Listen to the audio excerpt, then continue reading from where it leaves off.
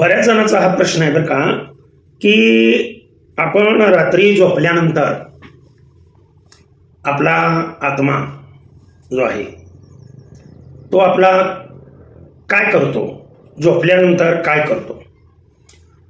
झोपल्यानंतर आत्मा शरीरामध्येच असतो का शरीराच्या बाहेर जातो, हे आपण आजच्या प्रवचनामध्ये पाहणार. काल आपण 1676वा अभंग प्रवचनासाठी घेतला होता. आपणाला सर्वांना माहीत आहे की दत्त जयंतीच्या दुसऱ्या दिवसापासून ते तुकाराम महाराज विजेपर्यंत आपलं गाथापारायण सुरू आहे. आणि त्यामध्ये 1677 क्रमांक किती सांगितला मी, 1677 म्हणजे 1677 ही जी प्रत आहे, या प्रतीमध्ये असलेला हा अभंग आहे. पिंडपदावरी दिला आपुलिया करी, पिंडपदावरी दिला आपुलिया करी, माझे झाले गया वर्जन, फिटले पितरांचे ऋण, केले कर्मांतर, बोंब मारिली हरिहर, तुका म्हणे माझे भार उथरले ओझे. किती चिंतन योग्य अभंग आहे तो पहा. म्हणजे बरेच काही इथं प्रश्न निर्माण होतात, बरेच, की हा अभंग बरेच जण प्रवचनाला कीर्तनाला घेतात, परंतु ऍक्च्युली या अभंगाचा अर्थ सद्गुरूंच्या कृपेने, भगवंताच्या कृपेने आणि विज्ञान, गरुड पुराण यानुसार मी सांगण्याचा प्रयत्न करत असतो. त्याने दिलेलं ज्ञान त्यांच्या चरणी अर्पण करत असतो. तर या अभंगाचा अनेक प्रश्न अनेक आहे. महाराज म्हणतात, पिंडपदावरी दिला आपुलिया करी, पिंडपदावरी दिला आपुलिया करी. जर आपल्याच हाताने आपलाच पिंड दिला असेल आणि पितरांचे ऋण फिटले असेल, लक्ष द्या बरं का व्यवस्थित. गयावर्जन आले म्हणजे काय झालं, पितरांचे ऋण फिटले म्हणजे काय झालं, ते आजच्या प्रवचनामध्ये. आणि पुन्हा तुका म्हणे माझे भार उथरले ओझे, केले कर्मांतर. कर्मांतर केलं म्हणजे काय केलं, आणि कर्मांतर कधी होतं, बोंब मारली हरिहर. आता या अभंगाचं चिंतन आपण 1-2-3 दिवस चालू राहणार आहे, लक्षात ठेवा.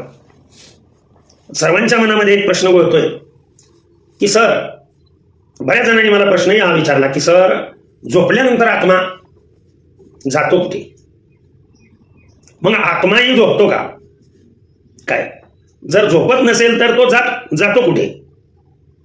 तर लक्षात ठेवा, शांत बसून ऐकायचं. कुठे जातो हा आत्मा, जातो कुठे. तर प्रथम आपणाला भगवंतांनी दिलेल्या देहाची अवस्था पाहूया. देहाचे 4 प्रकार आहेत: स्थूलदेह,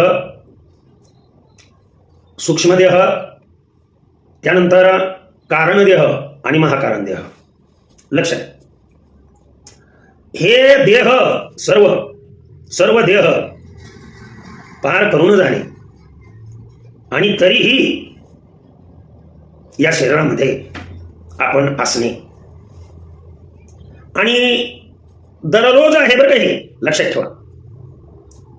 झोपेमध्ये ज्या वेळेला आपण झोपलो जातो त्यावेळेला काय झोपतं आपलं, एक म्हणजे शरीर फक्त झोपलं जातं. कुठलं, स्थूल शरीर झोपलं जातं. बरं, स्थूल शरीर तर का झोपलं जातं, कारण त्याला विश्रांतीची गरज असते. दिवसभर काम करून शरीरामधली एनर्जी ही पूर्णपणे कमी झालेली असते. विज्ञान आणि परमार्थ दोन्हीची सांगड घालून मी प्रवचन करतोय. तर ज्ञानी व्यक्ती आहेत समोर बसलेल्यापैकी, नेहमी या अभंगावर कीर्तन करताना हे आपले 4 देह प्रत्येकाला माहीत असणं आवश्यक आहे. आणि या 4 देहाच्या पलीकडची अवस्था जाऊन जी जगद्गुरु तुकोबाराय यांनी वर्णन केलेले. बरं, हे जिवंतपणी लिहिलेले त्यांनी अभंग आहेत, मृत झाल्यानंतर लिहिलेले अभंग नाहीत, लक्षात ठेवा. तसं वास्तविक पाहता तुमच्या पहिल्या प्रश्नाचं उत्तर की सर हा आत्मा आपण झोपल्यानंतर कुठे जातो, तर लक्षात ठेवा आत्म्याच्या 3 अवस्था आहेत. एक जागृत अवस्था, एक आत्मा हा चेतन आहे, लक्षात ठेवा. एक जागृत अवस्था म्हणजे आपण ज्या जागृत अवस्थेमध्ये सर्वजणाला पाहू शकतो, आपल्या शरीराची म्हणजे स्थूल शरीराची आपण हालचाल करू शकतो. स्थूल शरीर म्हणजे हे दिसतंय हे शरीर, लक्षात आलं का तुमच्या? हां, आपण ज्या शरीराच्या साह्याने बोलतो, चालतो, एका ठिकाणावरून दुसऱ्या ठिकाणी जातो आणि दिवसभर हा आपला व्यवहार चालू असतो, त्याच्यामुळं खूप काही एनर्जी शरीरामधली नष्ट होते. आणखीन दुसऱ्या भाषेमध्ये सांगतो, विज्ञानाच्या भाषेमध्ये, आध्यात्मिक भाषा आणि विज्ञान भाषा. जसं मोबाईल आपण दिवसभर चालवल्यानंतर जशी बॅटरी काय होते, हळूहळू हळूहळू डिस्चार्ज होत जाते आणि मग आपण ठरवतो की आता चार्जिंगची आवश्यकता आहे. कुणाला? मोबाईलला. मोबाईलच्या आतमध्ये असणारी ही बॅटरी म्हणजे लक्षात ठेवायचं आपला आत्मा आहे. मग आता बॅटरी जी दिसते आपल्याला, दिसतं एवढंच ते चार्जिंग होतं, तेही माहीत आहे सर्वांना. हा आत्मा आपली आपण अनुभवू शकतो. विषय असा आहे, लक्षात ठेवा, दोन्ही एका वेळेला सांगायला लागलं. दिवसभर काम केलं म्हणजे हे आपलं स्थूल शरीर थकलं, त्याला विश्रांतीची आवश्यकता आहे, म्हणजे ह्याला झोप मिळणं आवश्यक आहे.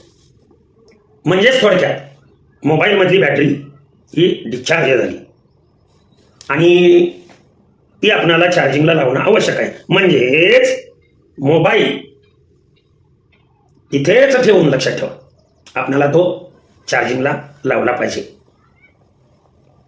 तसं आपल्या शरीराला विश्रांतीची गरज असते. आपण रात्रीचं जेवण वगैरे केल्यानंतर आपण झोपी जातो.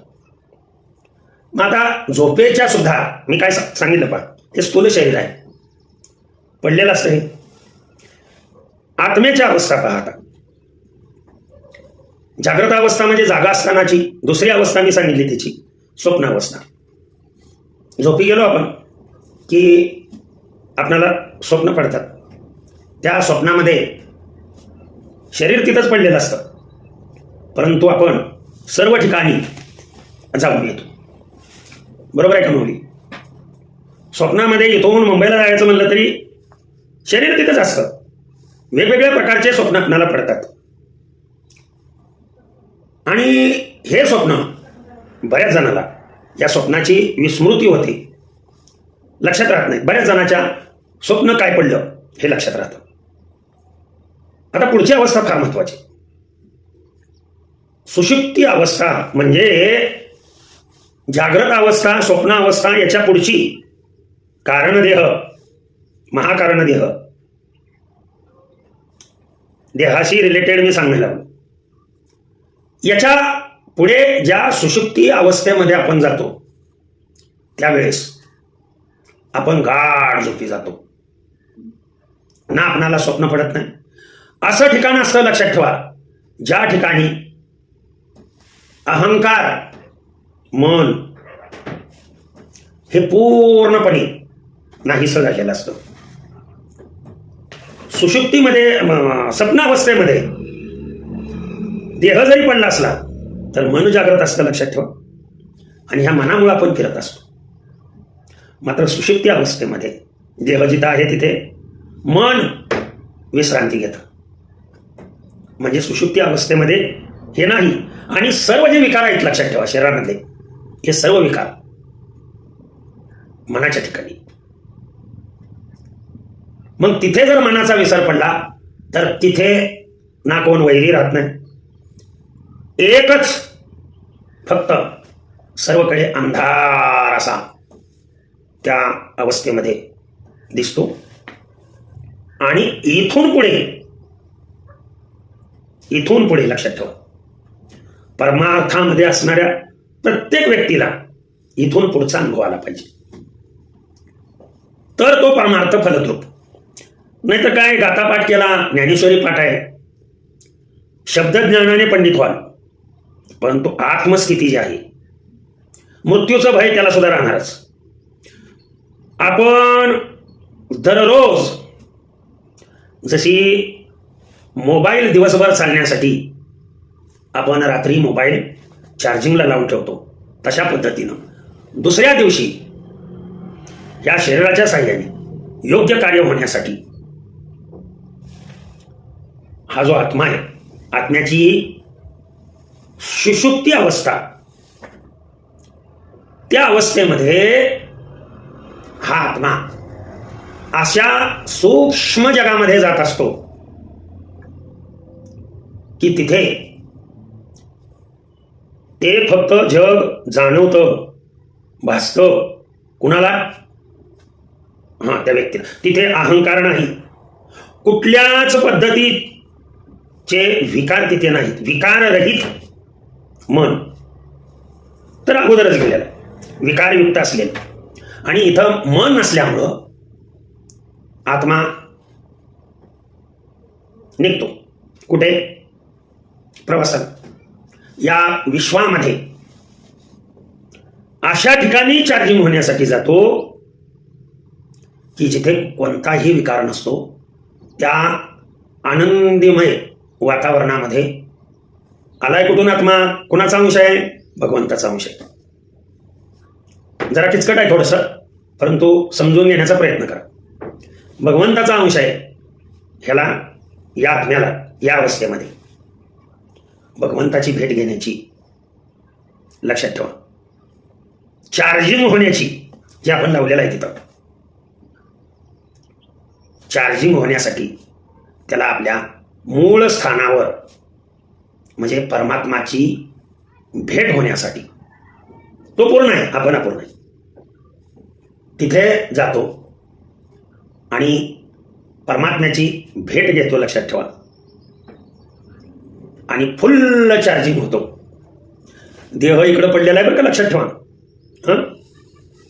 तुम्ही म्हणाल सर, या देहातून आत्मा गेल्यानंतर, चेतन स्वरूपामध्ये असणारा आत्मा गेल्यानंतर तो मृत्यूच पावला. बाळानो, गाढ झोप. प्रत्येक मनुष्य दररोज रात्री झोपल्यानंतर मृत्यूला सामोरे जातो, पण मृत्यू का येत नाही त्याला? कारण भगवंतानी जोपर्यंत हा देह त्याला राहायला दिलेला आहे, तोपर्यंत लक्षात ठेवा, यातून त्याला जायची परवानगी नाही. हे बा, साधं सोपं सांगतो तुम्हाला. एक 4 व्हीलर आहे आणि खूप अति लांबचा प्रवास आपल्याला करायचा. मग मालकाने काय केले? खूप लांबचा प्रवास आहे म्हणल्यानंतर एका ड्रायव्हरला ते शक्य होणार नाही म्हणून 2 ड्रायव्हर दिले आपल्याबरोबर. लक्ष द्या व्यवस्थित. सहलीला चाललेले, समजा ट्रिप चाललेले, 4 व्हीलर आहे, मोठी गाडी आहे, आणि सोमेश्वराला ट्रिप निघाले. मग महाराष्ट्रातून सोमेश्वराला जाण्यासाठी एका ड्रायव्हरचं काम नाही ते. मग जेव्हा एक ड्रायव्हर थकतो, लक्षात ठेवा, तेव्हा तोच ड्रायव्हर काय करतो? तो त्याच गाडीत वरच्या कॅबिनमध्ये झोपी जातो आणि दुसऱ्या ड्रायव्हरला म्हणतो, आता तू ही गाडी चालव. लक्षात ठेवा मी काय म्हणतोय. मात्र गाडी चालूच आहे. इथे केले कर्मांतर, हे दररोज होते कर्मांतर. कर्मांतर दररोज होतंय म्हणून आपण दुसऱ्या दिवशी काम व्यवस्थित करू शकतोय. एका ठिकाणी फक्त मृत झाल्यानंतर कर्मांतर होतं.